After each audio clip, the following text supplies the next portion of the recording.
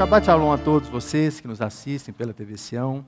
Shabbat Shalom a todos vocês que estão presentes. É um prazer, é uma honra estar aqui com vocês. Eu sou o professor Rodolfo Gurgel, sou coordenador junto da minha belíssima esposa e junto da nossa equipe. Coordenamos a Escola Shabática das Crianças. E é um prazer enorme estar aqui com vocês. Também estou substituindo temporariamente a nossa querida Nayara, do Samuel, que ganhou uma bebezinha linda. Então nós temos conduzido a escola shabática aqui com aulas sobre o Evangelho judaico de Lucas. Então, tem revelações, tem coisas novas que nós estamos vendo. Então eu tenho conduzido, agora estamos de férias, mas voltaremos em fevereiro, se Deus quiser. Então é um prazer enorme estar aqui nessa casa, um prazer enorme. Meus irmãos, e a paraxá de hoje, ela tem muita emoção. Tem muita emoção. É uma paraxá de choro, de gritos, de abraços. É uma paraxá que a emoção, ela salta à flor da pele. Vai gash, aproximar. Meus irmãos, quanta emoção. Eu quero aqui com vocês nessa manhã, como se diz, explorar essa emoção do texto. Nós vamos encontrar lágrimas no texto. Nós vamos encontrar abraços. Nós vamos encontrar gritos no texto. Então, esse é o convite que eu faço para vocês, para que a gente possa entrar na emoção. Esse texto tem muita emoção. Então, Vaigash está em Gênesis, capítulo 44, 18, de 47 a 27. A Haftará também de Ezequiel é fantástica. Fantástica, nós vamos também dar uma abordagem rápida. E a Brit Hadashah também de Mateus, vamos dar uma pincelada rápida para a gente fazer, como se diz, a ligação dos textos, né? É fantástico essa conexão que fazemos dos textos. Então vamos começar. Meus irmãos, inicialmente eu vou fazer aqui com vocês um breve relato do que a gente está vendo até então. Né? Nós tivemos a nossa última paraxá Miquetes. E é uma paraxá muito interessante também, a paraxá Miquetes, porque, veja bem, a história da vida do patriarca José é uma sequência de fatos. Né? O Rabino Mateus e o Rabino Marcelo gostam muito de falar que parece uma novela mexicana, caliente, tem muita emoção. Né? Então, vamos só fazer um background, fazer um contexto de onde que estamos vindo, né? Para a gente dar sequência ao texto. Então, paraxá Miquetes começa, vamos fazer um pequeno resumo dos fatos, o que já está na história até agora. Então a gente começa com Yosef, o hebreu, dando grandes revelações do sonho de Faraó. Meus irmãos, é um sucesso a presença de José no Egito. É incrível, incrível. Ele tem a revelação, ele consegue, o Eterno traduz para ele aquele sonho de Faraó. E o Rabino Mateus falou na semana passada que esse sonho de Faraó perseguia o Faraó todas as noites. Ele não conseguia dormir, porque era uma mensagem que estava sendo dada e ele não entendia. Então ele chamou vários magos do Egito e ninguém conseguia interpretar. Então na paraxá Miquetes, Yosef, o hebreu, né, a Torá é fantástica, que ela sempre mantém a origem, a identidade, meus irmãos. Tinha um hebreu lá na cadeia. Ele era um hebreu. A identidade estava preservada. Da mesma forma, nós, meus irmãos, anuncins. Existem centenas de milhares de anuncins que essa identidade está dentro, mas ainda não foi revelada. Isso é fato, fato. Basta que damos um pulo aqui no Museu da Inquisição, a história está lá, está registrado. Centenas de milhares de brasileiros são e não sabem. Então é uma história nossa, isso faz parte da nossa história. Então, Yosef estava lá, estava na cadeia, e recebe esse sonho. O sonho de Faraó é muito místico, né? Porque fala a respeito das 7 vacas, das espigas magras, das vacas magras. Então, é um fato assim é uma revelação, né? Ele tem um sonho e precisa saber o que significa. E José, através da unção de Deus, consegue interpretar. E com isso, meus irmãos, ele se torna um grande estadista no Egito. Né? Deus o eleva ao maior cargo no Egito, abaixo somente de Faraó. Isso é um fato. Eu tive no Museu do Egito, em Torino, e é assim, quando a gente sai, a gente quer ver evidências do nosso povo, porque, ok, a cultura egípcia existe, é um fato, mas encontrar as pistas de José, de Moisés, a gente não encontra. Tem um Museu do Cairo também no Egito, o maior, esse museu de Torino é o maior museu depois do Cairo, com relíquias do Egito. Então eu estava lá tentando achar, puxa vida, onde que está o traço de José? Onde que está? Porque a história nossa está ali no meio do Egito. Ou melhor, a grande nação de Israel se fez no Egito. Toda a promessa de Deus de ser um povo grande, poderoso, se dá onde? Se dá no Egito. 66 pessoas sobem para o Egito. Ou melhor, descem. Descem para o Egito, porque ninguém sobe para o Egito, todo mundo sobe só para Israel, amém? Subida é só para lá. Aliar, a palavra aliar é para lá, é subir para lá. Sai de Israel, só desce. Então é isso. Então se torna um estadista, um grande administrador. E ele faz o seguinte, ele consegue administrar capitais excedentes. Essa é uma das maiores características dos bons administradores. Saber administrar o capital, aquele capital que excede, porque precisava de guardar, eles precisavam de construir celeiros, e administrar isso ao longo de um tempo. Então, uma informação super privilegiada que José teve, ninguém no mundo antigo teve, ninguém. Todo mundo, vamos ver o texto, todo mundo antigo padeceu de grande fome, grande fome. Assolou Canaã, assolou o resto do mundo inteiro. Ninguém sabia que haveria fome, ninguém sabia. Ou melhor, existiu grande fartura, 7 anos de grande fartura, gastam-se. Mas e depois? Depois haveriam os anos de profunda fome, também chamado de tribulação. Nós vamos falar sobre isso também. Então ele se torna um grande estadista, um grande administrador, e começa a fazer a sua obra. Aí, meus irmãos, aqui na nossa sinagoga nós temos estudos fantásticos, do ano passado, do Rabino Jorge, do pastor Jorge, Rabino Mateus, Rabino Marcelo também, fazendo um paralelo enorme da vida de Yosef com a vida de Yeshua. Então, é um estudo fantástico, só vocês entrarem no nosso canal. No ano anterior, tem os atos proféticos, a revelação profética de Yosef. O Rabino Mateus deu 2 lições a respeito. Então, existe um paralelo muito, muito grande, muito grande. Nós vamos continuar fazendo esse paralelo aqui, dessa troca, essa troca de identidade. Yosef, de repente, vira quem? Safiná Paneah, um intérprete de sonhos. Aquele que lhe raspam as barbas, então ele começa uma transformação, começa a retirar a sua identidade, a sua origem, muito próximo do que fizeram com o nosso Mashiach, Yeshua ben Davi. Então, essa conexão já fizemos aqui, depois vocês podem assistir mais adiante. Meus irmãos, tem um fato aqui muito importante que me chamou muita atenção na Parashá Miquetes, que eu queria evidenciar com vocês. É o casamento de Yosef. Para Yosef, dá-se quem? Ashná. Quem que é Ashná? Ashná é ninguém mais, ninguém menos do que a filha de Potifera. Na Torá está como Potifera, mas os próprios comentários da Torá acredita-se que era o mesmo Potifar. Nossa Deus, espera aí. Quem foi Potifar?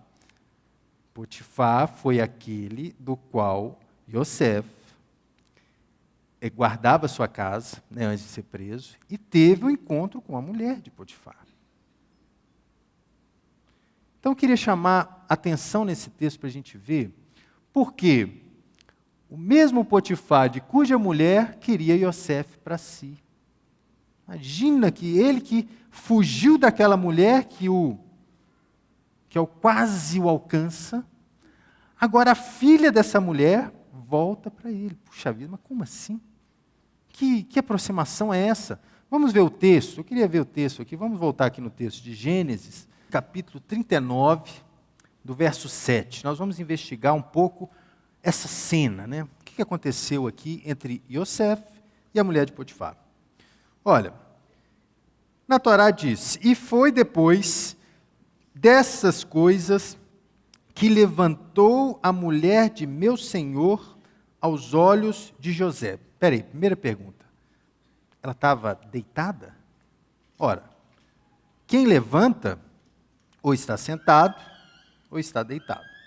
Concordam ou não? Existe aquela palavra do levante, né?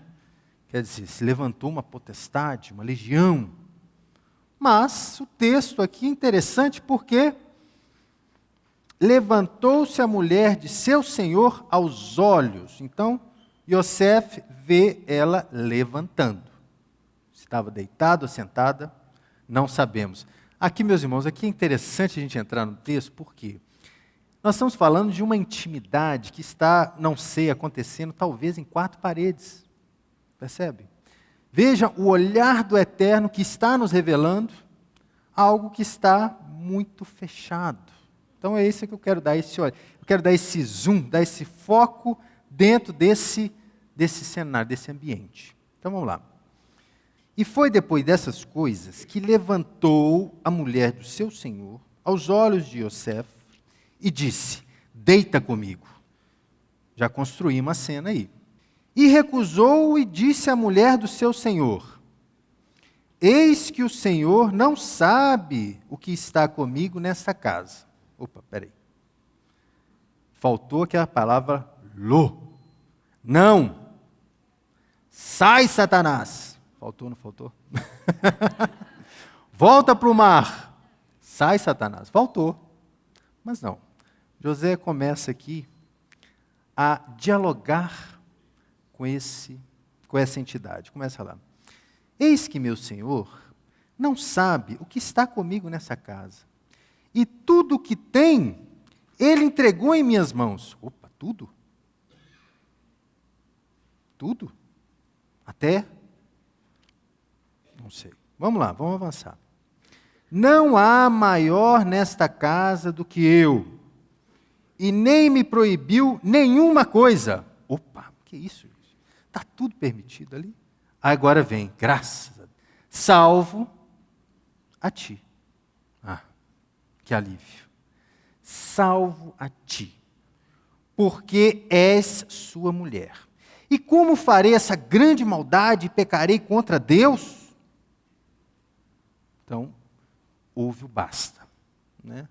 O basta deveria ser ido inicial. Lo, sai. Mas não.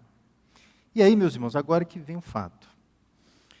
E foi que falava José dia a dia.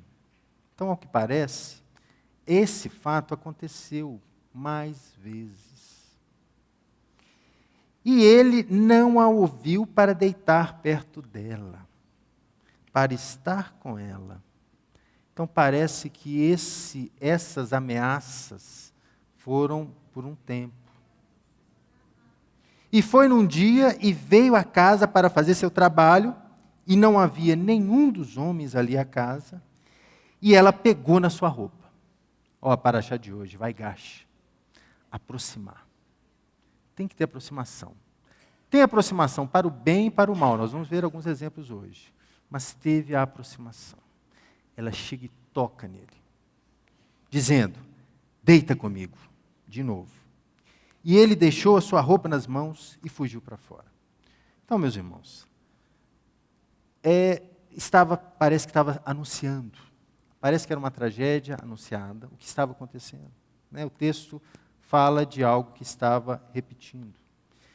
E em Provérbios, essa relação ela está muito bem esclarecida. Vamos abrir em Provérbios, capítulo 7, do verso 6.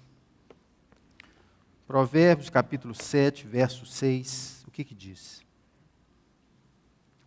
Olha só, o texto é claro. Porque da janela da minha casa, por minhas grades, olhando eu, vi entre os simples, e descobri entre os jovens, Yosef também era jovem, Um que era carecente de juízo e que vinha pela rua junto da esquina de uma mulher estranha. E seguiu o caminho de sua casa, à tarde, o dia, no crepúsculo, na escuridão da noite, nas trevas.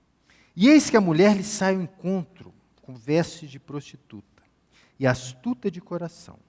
É apaixonante e inquieta, cujos pés não param em casa. Ora está na rua, ora está nas praças, espreitando por todos os cantos. Aproximou-se, vai gache, aproximou-se dele e o beijou. E de cara imprudente lhe diz: sacrifícios pacíficos tinha que eu oferecer. Paguei hoje todos os meus votos.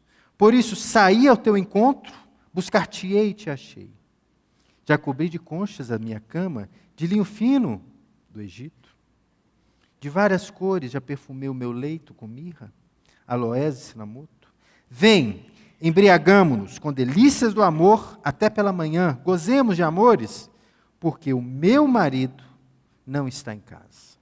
Saiu de viagem para longe, levou consigo um saquetel de dinheiro, só por volta da lua cheia que ele tornará a casa. Seduziu com as suas palavras, com muitas palavras, com suas lisonjas nos lábios, e o arrastou. E ele, agora é a conclusão, e ele no instante a segue, como boi que vai ao matadouro, como servo que corre para a rede, até que a flecha lhe atravesse o coração, como uma ave que se apressa para o laço, sem saber que isso lhe custará a vida. Meus irmãos, isso é sério. É muito sério. É muito sério. Yeshua, ele reforça todas essas palavras. E mais. Olha o que está escrito em Mateus, capítulo 5, verso 27. Olha o que Yeshua diz. Yeshua diz: ouviste o que foi dito? Não adulterarás? Eu, porém, vos digo, qualquer um que olhar para uma mulher com intenção impura, no coração já adulterou com ele. E aí ele continua. Se teu olho direito te faz tropeçar, arranca-o. Lança-o de ti, pois te convém que te perca um dos teus membros e não seja todo o seu corpo lançado ao inferno. E se a tua mão direita te faz tropeçar, corta, lança de ti, pois te convém que te perca um dos seus membros e não vá todo o seu corpo para o inferno. Meus irmãos, mutila. Mas na Torá fala que a gente não pode mutilar o nosso corpo, é fato, não pode. Mas estas aproximações precisam ser amputadas, mutiladas das nossas vidas. São são perigosíssimas.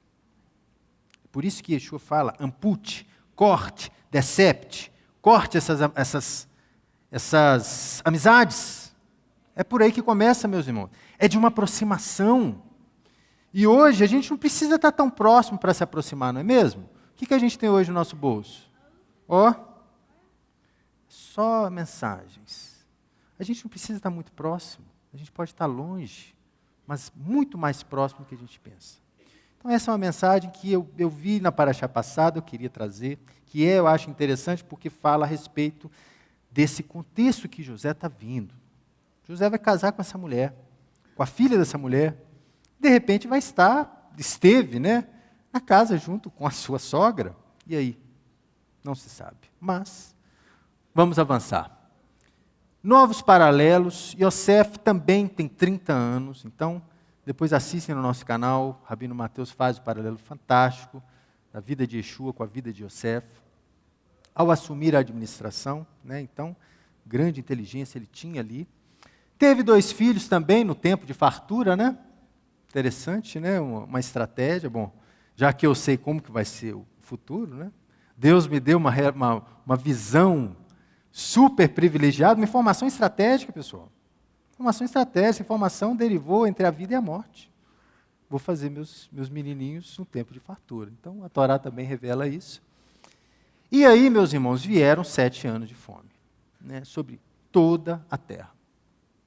Passa-se a fartura, vem a fome. Passa-se a fartura e vem a fome. E aí o que acontece? Toda a terra fica faminta, toda a terra. Deus não elimina, né, não exclui nenhum. Todos passam essa grande fome. E Jacó descobre que havia alimento no Egito e envia seus 10 filhos e retém Benjamim. Não vou entrar no detalhe da história, mas isso é o que aconteceu, né?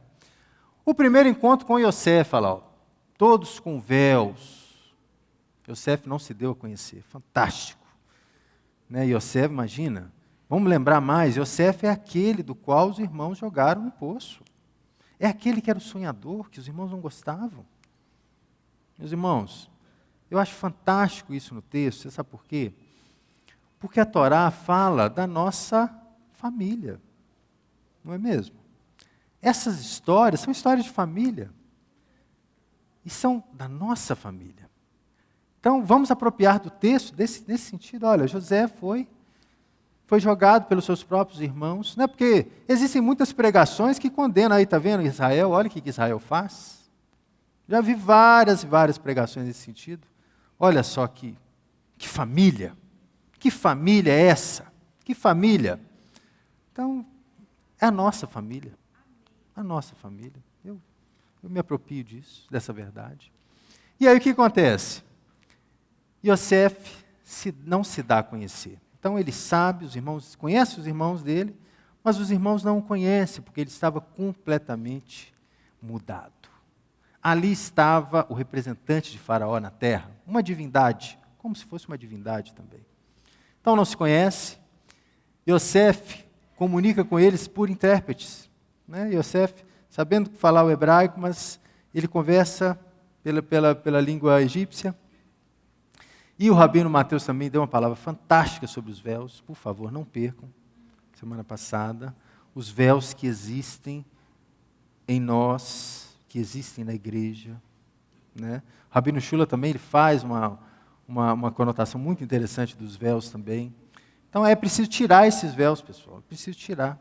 Para a gente ver o texto, na beleza, na originalidade dele, nós precisamos de desmanchar essas roupas, tirar, precisamos despir, para a gente ver o texto na sua originalidade. Então Yosef não se dá a conhecer a ninguém, então ele chama os intérpretes e começa a só aumentar um mistério, né, meus irmãos? A partir dessa paraxá, inicia-se um mistério. José começa a fortalecer, começa a embrutecer com seus irmãos, e eles prostram-se diante dele, né, conforme aquele sonho que Yosef teve. Né, o sonho de Yosef era que 12 espigas se prostrariam diante dele. Então, a materialização está se realizando nesse momento, o cumprimento profético do primeiro sonho. E Yosef começa ali no embate com eles e fala, olha, vocês vieram aqui para espionar, nós temos alimentos, vocês são espiões. E começa um embate, né? Yosef construindo isso, cria essa falsa acusação de espionagem e lança no cárcere durante 3 dias todos os irmãos. José permite o envio de alimentos e fica com Simeão. Então eles vêm até Yosef para pedir alimentos, né? Yosef os retorna, retém Simeão depois de 3 dias e eles levam alimentos para Jacó. Os alimentos acabam, né? Yosef e Israel, Jacó, é pressionado a ceder. A história que por detrás está em Benjamim, né? Porque Benjamim é irmão primeiro de José. Então a história está aqui em Benjamim. E Israel, ele segura muito seu filho amado. Segura muito. Ele não estava disposto a abrir mão de Benjamim. Mas ele precisa ceder por causa da tribulação. Viria uma grande fome, o alimento que Yosef havia mandado já havia encerrado. E aqui, meus irmãos, tem um paralelo muito interessante, é Israel hoje. Né? Quando Israel cede territórios, existe uma catástrofe em Israel. Foi assim em Gaza. Então, logo após, os presidentes de Israel eles ficam muito preocupados quanto aos territórios. E a gente hoje está assistindo isso. Né? Depois nós vamos comentar um pouco sobre esse movimento da ONU, o que está acontecendo. Mas os olhos do planeta Terra se voltam para Jerusalém. Isso é fato. Né? Então a gente está falando de um povo, a gente tem que falar da sua terra, a gente tem que falar do seu contexto. Então volta, acaba os alimentos e ele é pressionado a voltar. Yosef os recebe, né? identifica Benjamim, porque ele tinha dúvida, ele estava com dúvida em si. Puxa vida, será que Benjamim, será que meus irmãos mataram também Benjamim? Será que meu pai é vivo? Na cabeça de Yosef, tinham várias perguntas. Puxa vida, de repente vieram só esses 10, onde está o resto da história toda? E Yosef começa a investigar, né, e identifica Benjamim e se emociona, né? Eles ceiam juntos, então existe uma grande festa, mas assim, Yosef ainda não revelado, ele se dá o vinho aos seus irmãos, eles se embriagam, e o cálice de prata de Yosef é escondido na bolsa de Benjamim. Então aqui, Yosef ainda construindo todo esse cenário, ele coloca o cálice na bolsa de Benjamim, no saco de Benjamim, e todos estavam bêbados, né? A própria Torá diz que eles se embriagaram, passaram a noite bebendo, e pela manhã eles saem embora, e o que acontece? Yosef os intercepta. Então Yosef estava criando todo esse plano. Ele falou, não, vocês estão me roubando, vocês estão levando o cálice de prata aí, ó. Yosef intercepta, prende Benjamim sobre dura acusação de roubo. Meus irmãos, a temperatura aqui, ao finalzinho de Miqueias, eleva-se à temperatura máxima da história. Por quê? Eles estavam com uma dura acusação de roubo. Yosef pede para que seja colocado o cálice de prata no saco de Benjamim. Isso a gente sabe, o pano de fundo. Mas a acusação que recaiu sobre os irmãos era uma acusação muito pesada. Meus irmãos, de quem? De quem que tinha o poder de vida ou morte no Egito? Que era Faraó, ou melhor, Yosef, o segundo Faraó. Imagina que pressão que eles estavam passando nesse momento. E assim, eles não tinham culpa, né? Porque foi colocado, eles não sabiam de tudo que estava acontecendo. Então, uma enorme pressão foi colocada sobre os ombros de todos. E um se aproxima, Judá. Nesse pano de fundo, imagina, ele é impelido a se aproximar. Ele se impele. Porque, meus irmãos, nós nos aproximamos de coisas, aí vamos entrar agora na Parashá, Vaigash, e aproximou. Nós temos vários motivos para se aproximar das coisas, vários motivos. Nós, todos que estão aqui, não fomos aproximados? Fomos aproximados da comunidade de Israel? Nós não estamos cumprindo o que Efésios 2 diz. Nós que estávamos distantes, agora nos aproximamos. Nós estávamos sem Deus, sem esperança no mundo, fomos aproximados. Então existem várias aproximações, livres, né? Todos nós estamos livres aqui. Viemos aqui porque somos apaixonados pela visão. Eu lembro, meus irmãos, quando eu entrei aqui pela primeira vez, tinha uma parábola de Yeshua que eu nunca entendi muito bem, mas o dia que eu pus o pé ali, eu entendi. O Messias me revelou. Existe a parábola do tesouro escondido. Já viram essa parábola do tesouro escondido? Existia um homem que estava andando por um campo e encontrou um tesouro. E o que ele faz? Localiza onde está esse tesouro, enterra ele fica ali guardado. Vai na cidade, vende tudo que ele tem, tudo, possessões, encargos, tudo, volta para contemplar o tesouro que ele encontrou.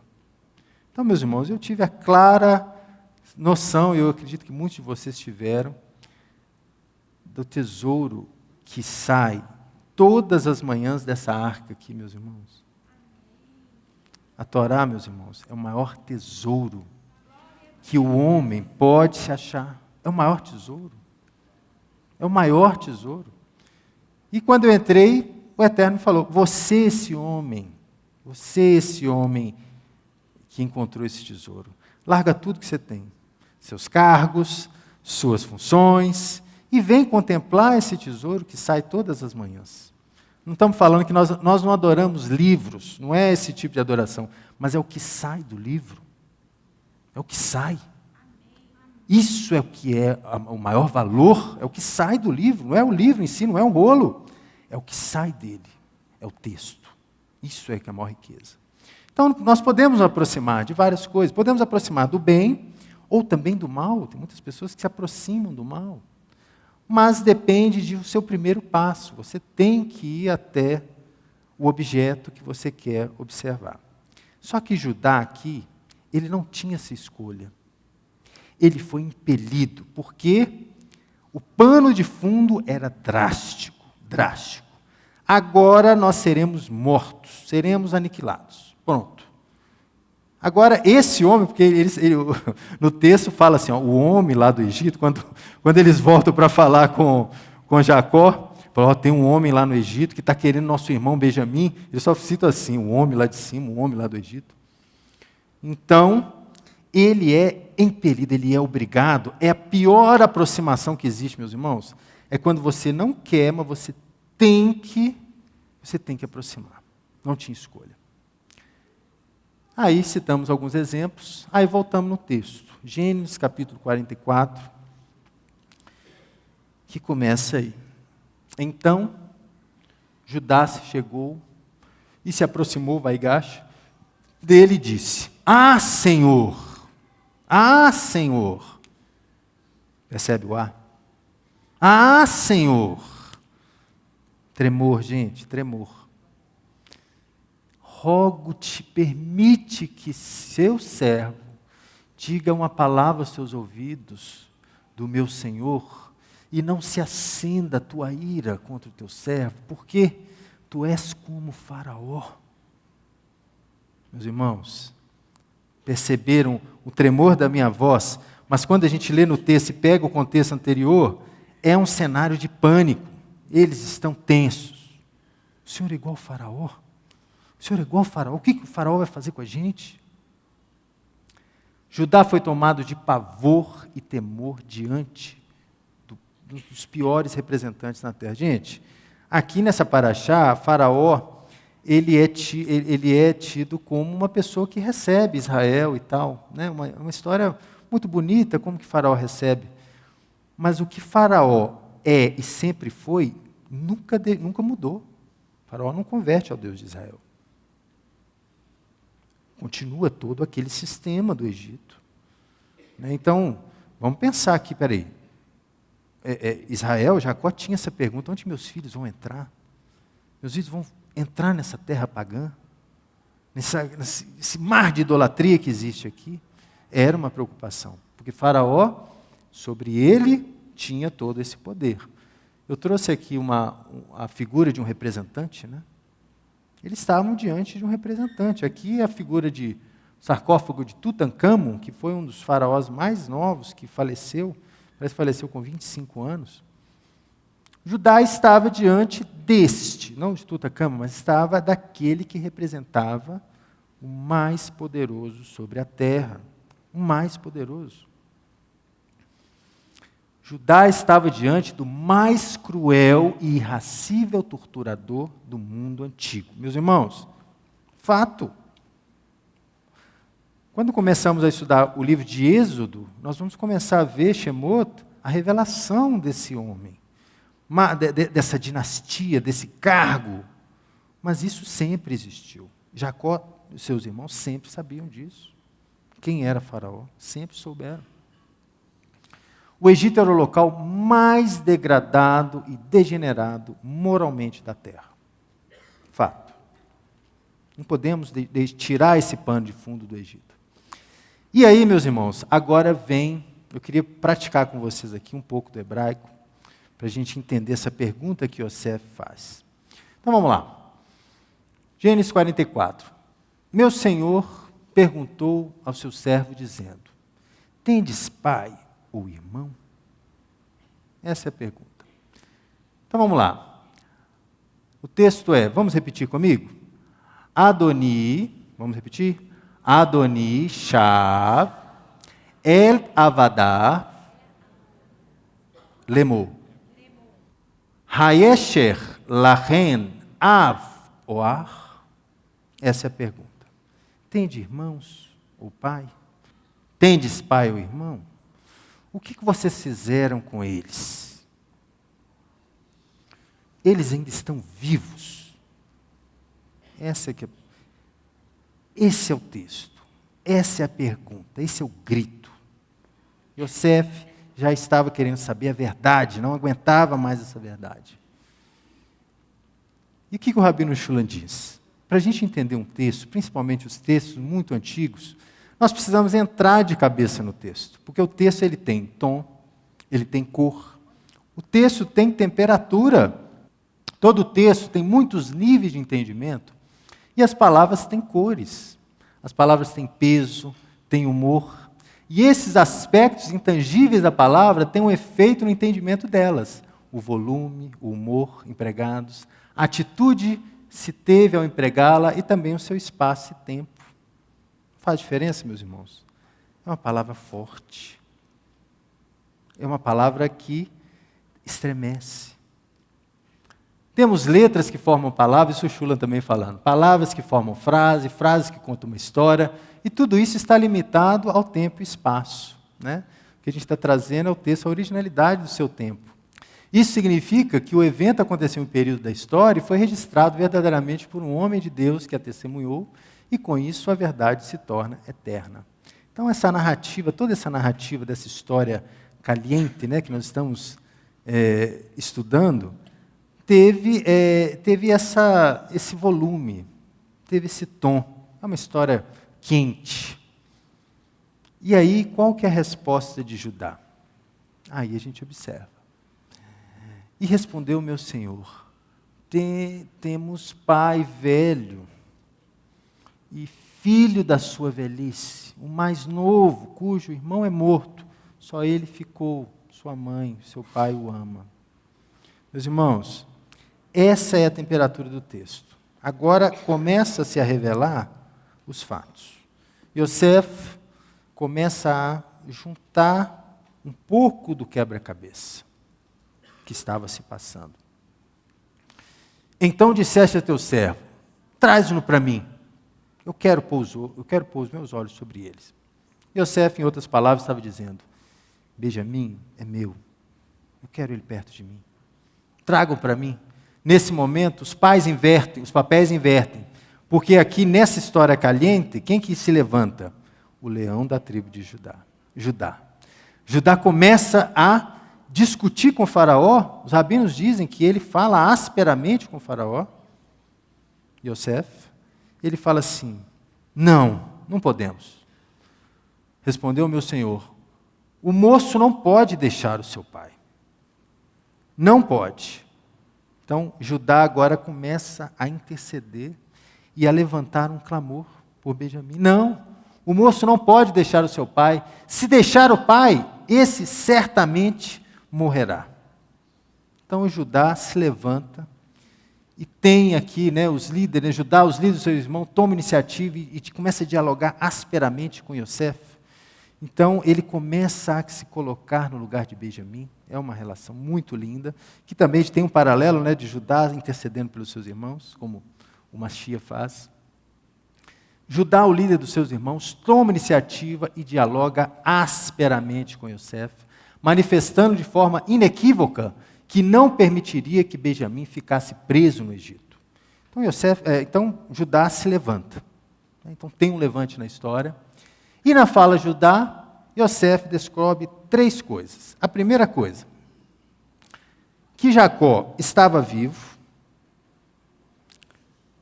e Jacó estando vivo já é uma boa notícia, porque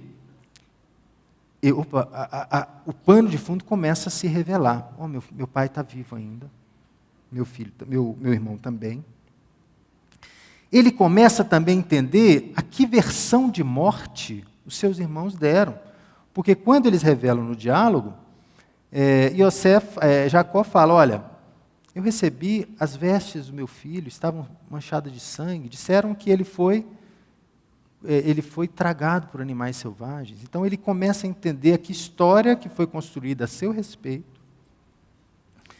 E aí aqui, meus irmãos, aparece uma palavra também que pela primeira vez se apresenta em toda a Torá, que é a palavra chamada Teshuvá. a palavra de arrependimento. Esse grito de Judá, ele nasce lá do fundo. É um profundo arrependimento que Judá tem. Então a gente percebe que agora Judá, ele começa a interceder pelo povo, de uma maneira, como se diz, visceral. Ele começa a colocar no lugar dos seus irmãos, de uma maneira jamais vista. E essa palavra é uma palavra muito interessante, porque essa palavra aí, meus irmãos, é a primeira pessoa que faz a techuvá. É o retorno, arrepender. Então Judá está demonstrando aqui para os seus irmãos o que estava dentro dele mesmo, as suas credenciais. Ele se arrependeu de fato de tudo aquilo que aconteceu. E aos olhos de quem? Aos olhos de José. José está assistindo aquela história e ele está se arrependendo, né? Então Judá se entregando no lugar de Benjamim, fruto do arrependimento, restituição da sua própria vida. Judá se interpõe por Benjamim, ele fala assim: olha, deixa Benjamim voltar, porque o nosso pai não vai aguentar viver sem ele, é o filho que mais ama, eu fico no lugar dele.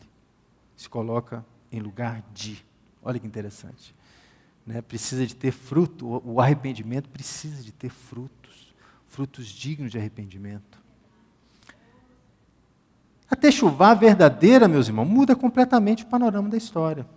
Completamente. Né? Nós temos vários exemplos de techuvás, arrependimentos profundos.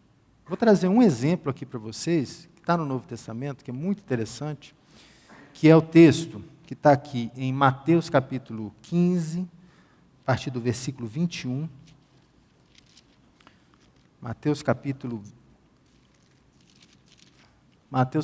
15, a partir do verso 21, que diz, esse texto é bem conhecido também, que é o da mulher cananeia, ou da mulher cirofenícia. Texto muito difícil, muito duro, mas nós estamos falando de emoção, nós vamos tratar desse texto. Olha lá, vamos acompanhar. Mateus 15, partindo dali, Yeshua retirou-se para os lados de Tiro e Sidom. E eis que veio uma mulher cananeia cirofenícia, que viera daquelas regiões e clamava: Senhor, filho de Davi, tem compaixão de mim, minha filha está horrivelmente endemoniada. A gente acompanha no texto e imagino, na cabeça de Yeshua, poderia ter se fazendo essas perguntas: essa mulher é amiga do nosso povo? Ora, há 2 paraxás passadas, nós sabemos quem foi dado a estupro. Não eram os povos cananeus que estupraram Diná, uma das filhas de Jacó. Então, na cabeça de Yeshua, imagino, essa mulher é amiga do nosso povo, que anda clamando? Quais que eram as suas credenciais? O que ela quer efetivamente de fato? Yeshua começa a não responder. Ele não responde nenhuma palavra, meus irmãos. É um texto muito duro. Yeshua continua avançando no seu trajeto. Mais à frente, 23 ainda. E os discípulos aproximaram rogando: despede-a, mestre, porque ela vem clamando atrás de nós. Despede-a. Mas Yeshua respondeu: não fui eu enviado às ovelhas perdidas da casa de Israel? Foi o primeiro enviado aos meus irmãos? Fazendo um lembrete de Romanos também, né? De alguma forma Deus rejeitou o seu povo? De maneira nenhuma, porque eu sou descendente de Abraão. Paulo fala isso. De maneira nenhuma. Yeshua disse, em outras palavras, que não iria atender aquela mulher. Ia continuar o seu caminho. Ela, porém, veio, imagino, aproximando-se, né? Nosso paraxá é Vaigash. Ela aproxima-se e adora e diz: socorre-me. Está em vermelho. Socorre-me. Estratégia da aproximação. Nós não estamos falando de Vaigash. Nós temos que aproximar. Nós temos que aproximar do Messias. Tem uma das estratégias que nos textos do Novo Testamento fala Uma das estratégias boas de a gente aproximar do Messias, sabe qual é? Aproximando do povo do Messias, sabia? É uma das estratégias, de se aproximar do eterno, se aproximando do seu povo. E essa mulher se aproxima. Romanos 11 também diz: então ele respondeu e disse: não é bom tomar o pão dos filhos e lançá-lo aos cachorrinhos. Palavra dura, meus irmãos, dura, forte, como a gente está falando de hoje. Emoção, ela bate lá no fundo. Yeshua aqui pede as credenciais dessa mulher. Você está querendo inverter a ordem do Pai? Você está querendo passar na frente deles? Você está querendo tomar o pão? Olha aqui. Você está querendo tirar o pão dos filhos? Com essa pergunta, uma pergunta dura. Você está querendo tirar o pão dos filhos? Você está querendo tirar a Yeshua dos judeus? Você está querendo substituí-los? Isso tudo passando nesse versículo. Aí vem a resposta dela que desaba completamente. Ela diz: ela, contudo, replicou: sim, Senhor, porém os cachorrinhos comem das migalhas que caem dos seus donos. O que essa mulher está dizendo, meus irmãos? As credenciais foram apresentadas, ela não queria substituir ninguém, ela não queria estar no lugar de ninguém. O que ela queria? Eu não quero substituí-lo, eu quero estar próximo deles. Nossa, meus irmãos. Baruch Hashem. Eu quero estar perto. Quero estar junto. Eu não quero alimentar do pão sem tirar dos filhos. Não quero. Eu quero estar próximo deles. Isso muda. Isso é um arrependimento profundo. Tem vários desses exemplos, meus irmãos. Tem o servo também, o centurião romano, que nós estudamos aqui na salinha, quando ele pede a cura ao Senhor de um servo dele, e o Messias o cura. Então, meus irmãos, aí avançamos ainda no texto, aqui só fizemos um parênteses, vamos voltar no texto ainda em Gênesis, tem coisas muito interessantes para a gente ver. Nós temos aqui a entrada, o grande encontro. Aqui é o ponto central.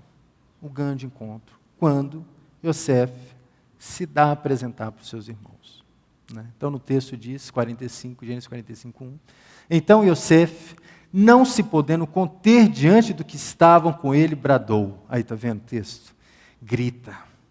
Ele não se contém. Ele precisa tirar todos de perto.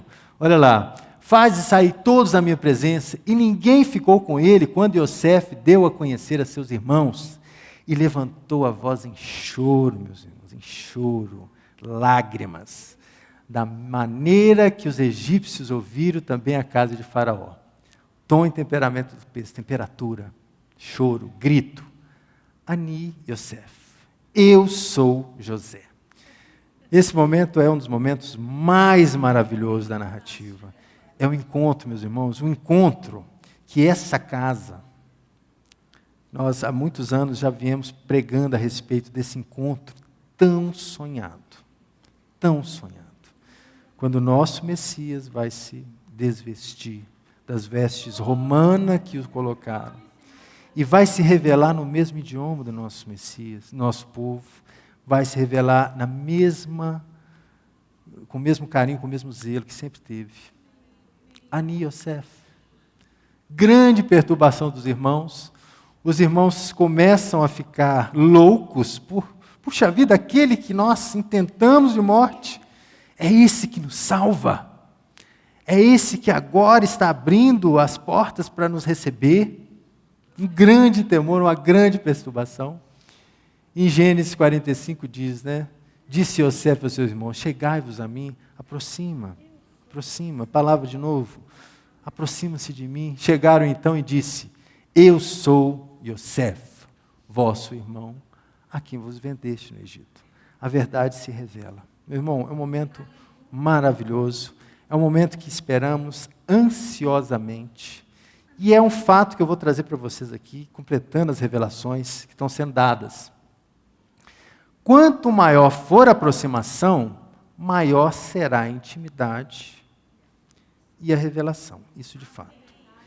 quanto mais nos aproximarmos do povo de Israel, vamos aprender mais, meus irmãos. Isso é fato. Temos que aproximar mais do povo, mais da sua cultura, mais, né, da vivência do povo. Temos que entender isso. Agora tem uma revelação aqui interessante. Quando que vai se dar esse encontro na história? Porque nós viemos estudando várias vezes esse texto, mas a nossa intenção é criar uma data, né? Opa, quando que vai ser? Muitos já fizeram isso e quebraram a cara, muitos, né? Vamos definir a data do Messias, vamos vender nossas coisas, vamos lá para o monte, lá nos Estados Unidos, vamos vender tudo, vamos esperar, o Messias não volta. Então, é tolice, completa besteira, marcar data para a volta do Messias, porque ele mesmo não se deu a revelar essa data, né? Ele disse que nem ele mesmo sabia, senão o Pai, somente isso compete ao Pai. Mas quando será esse encontro? A gente quer saber. De Yeshua com seus irmãos. Primeira pergunta, primeira resposta. Esse encontro já começou. Glória a Deus. Concordo? Eu estou vendo aqui vários que já se restauraram, já se reconectaram com o Messias. Vários judeus, meus irmãos. Tem vários judeus nessa casa. Que já tem mais de 1 milhão. O Rabino Mateus diz que hoje existem mais judeus messiânicos que servem ao Messias de Israel do que nos tempos de Yeshua. Hoje nós somos, no mundo, mais de 1 milhão. O Rabino Mateus gosta de dizer, quem diz isso são os nossos inimigos, né? Que têm melhor as nossas estatísticas do que a gente mesmo. Mas o que ele diz? Hoje existem mais de 1 milhão de judeus que creem no Messias. Então, esse momento já começou. Já começou. Nós somos a prova viva, não somos? Glória a Deus. Agora, vai existir um momento nessa narrativa em que ela também vai alcançar o máximo, o topo. Né? Quando ela irá se concluir? A pergunta é, já começou? Já. Né? Israel, né, o movimento judaico messiânico, de uma forma muito intensa, começa aí na década de 60, ou melhor, começou 2000 anos atrás, né, meus irmãos? Vamos colocar o texto no seu contexto? Existiam ali, no Novo Testamento, em todo o Novo Testamento, milhares e milhares de seguidores de Yeshua. Todos eram judeus. Todos judeus, seguidores do Mashiach. Então, isso não é uma novidade, né? Já começou 2000 anos atrás. Mas o movimento, né, da restauração, do retorno a Israel, volta na década de 60, isso é fato. Agora, ele vai ter um ponto, né, porque a gente ainda não está vendo como que estão acontecendo as coisas. A gente está vendo algumas coisas ali, pontuais, mas não está vendo a completude. Quando que vai se dar? Meus irmãos, o texto de Gênesis mesmo nos dá uma dica a respeito dessa data. Olha que interessante.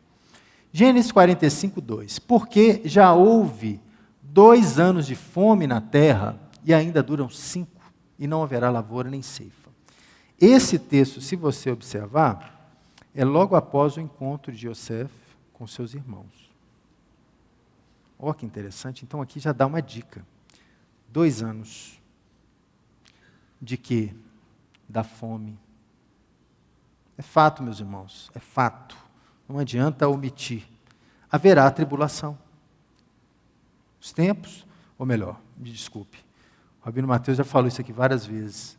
Pode ser que todas as sentenças proferidas por Deus em Apocalipse, pode ser que exista uma mudança, claro, porque basta que o homem se converta, o homem que mude o seu caminho, tire aquela intenção maligna e coloque uma intenção boa.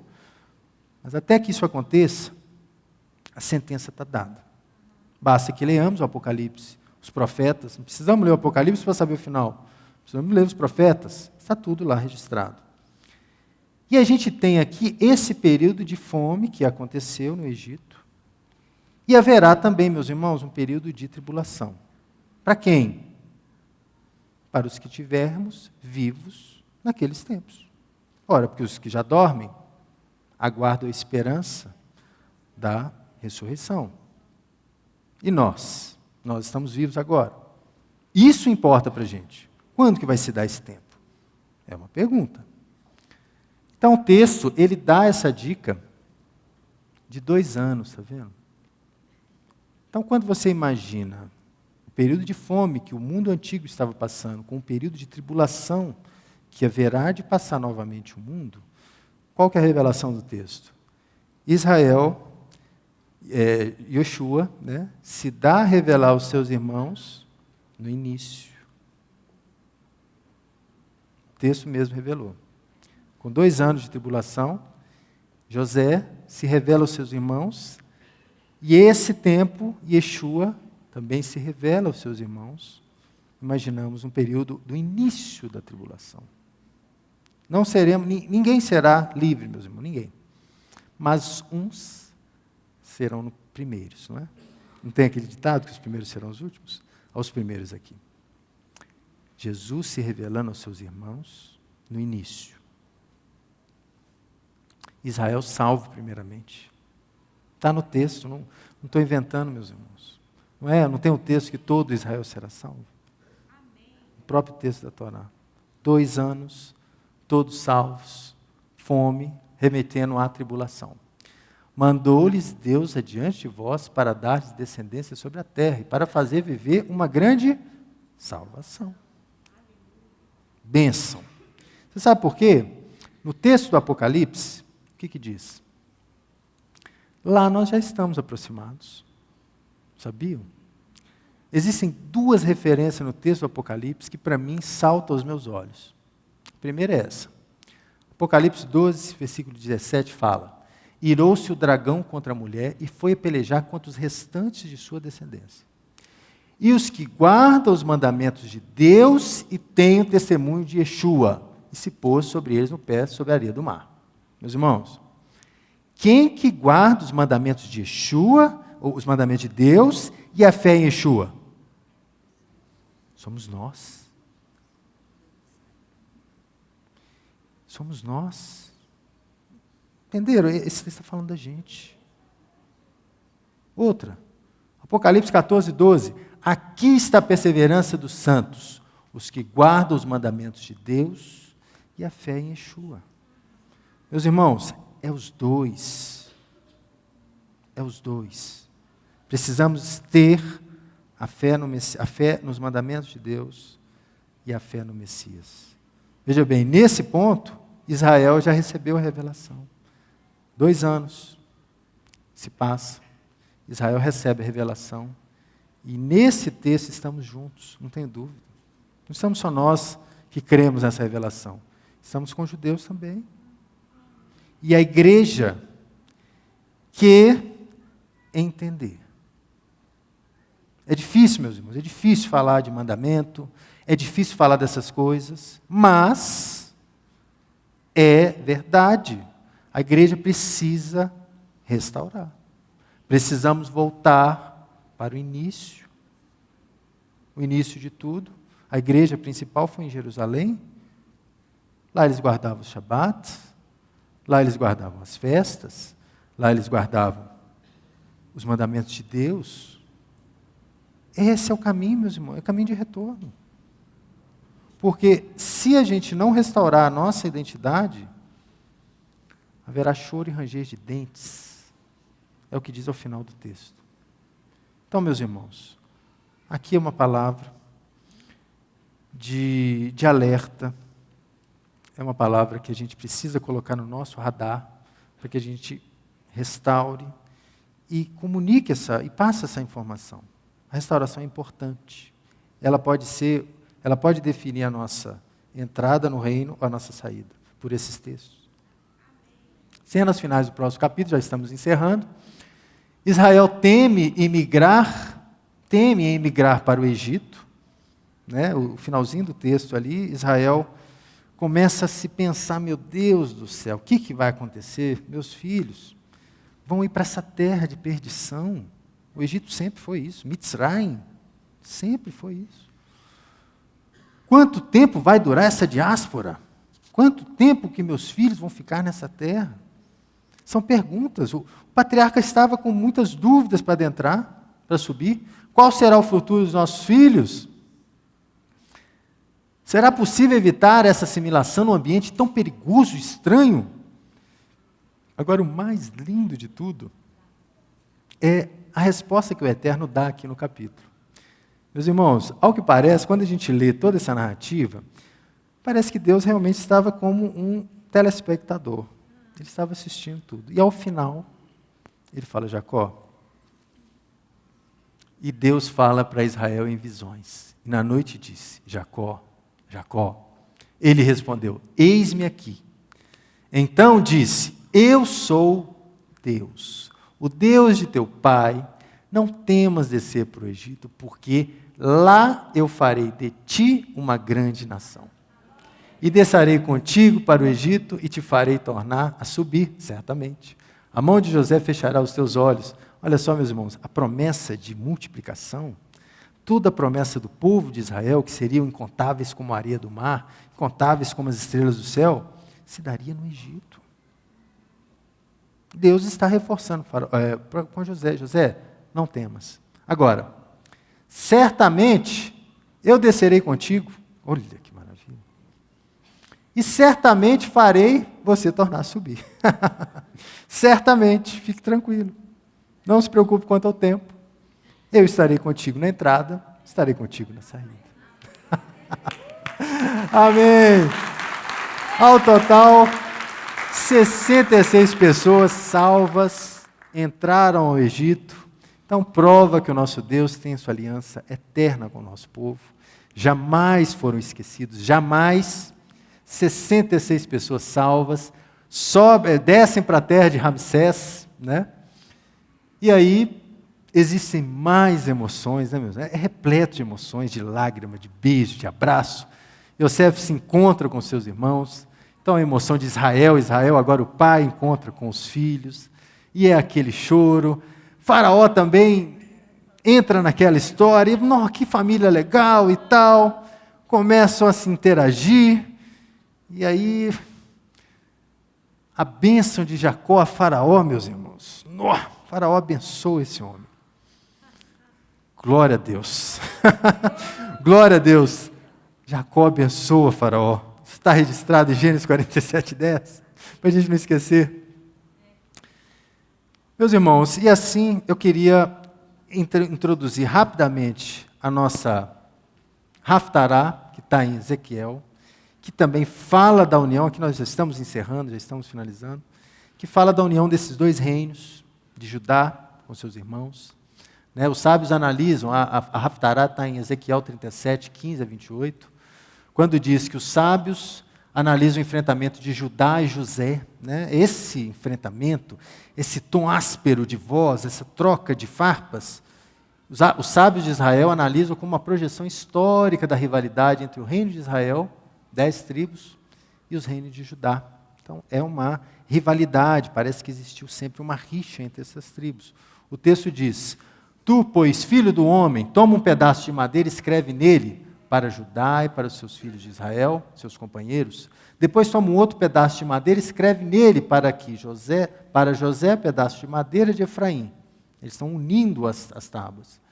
E para toda a casa de Israel, seus companheiros. Ajunta-os uns aos outros. Faze dele um só pedaço para que se torne uma só nação. Então o Eterno viu esse senso de animosidade entre os irmãos. Existem também nessa paraxá grandes promessas de retorno para os servos, voltar para a terra de Israel. Olha que lindo.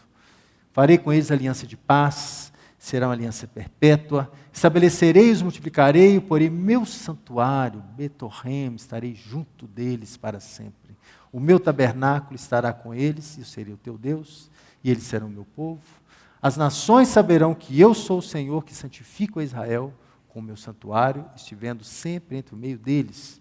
Então a promessa de retorno à terra, a gente está observando aqui nitidamente em Ezequiel, o retorno de Israel restaurado, com esse tabernáculo habitando entre eles. Então, é a promessa de Israel, grandes promessas, né? Então, a retirada da sua própria terra, então vamos retornar à terra, vamos restituir, vamos voltar a ser quem éramos, assim eles serão o meu povo e eu serei o seu Deus. Da mesma forma, meus irmãos, para a gente finalizar de fato a Paraxá, a Brit Hadashá, que está em Mateus capítulo 18. E, meus irmãos, palavra dada, palavra cumprida. Yeshua retorna a uma palavra dura, novamente, a respeito dos escândalos. Não podemos deixar, uma palavra que nós começamos a dizer aqui, a respeito dos escândalos. Nós levantamos um pouco as nossas orelhas aqui para entender essa relação que existiu de adultério, que é uma relação perversa e terrível. E Yeshua reforça nessa passagem, dizendo: pois se a tua mão ou se o teu pé tropeçar, corta-o, lança-o fora de ti. É melhor entrares a vida manco ou aleijado, tendo pés ou mãos aos pés, serem lançado ao fogo eterno. E se um dos seus olhos te faz tropeçar, arranca-o, lança-o para fora de ti. É melhor entrar na vida com um só dos olhos, do que tendo os dois e sendo lançado fora. Meus irmãos, a palavra volta. Que nos afastemos, que nos mantemos distante desse pecado, do pecado em si. Mantemos distante, meus irmãos. Eu acho que é uma mensagem dura, que envolve mutilações, como Yeshua está dizendo, que é um sinal para que a gente corte, abandone a vida de pecado, a vida de trevas, que a gente possa seguir um caminho de luz ao Messias de Israel e ao Deus de Israel. Tá bom, meus irmãos? Restauração já, né?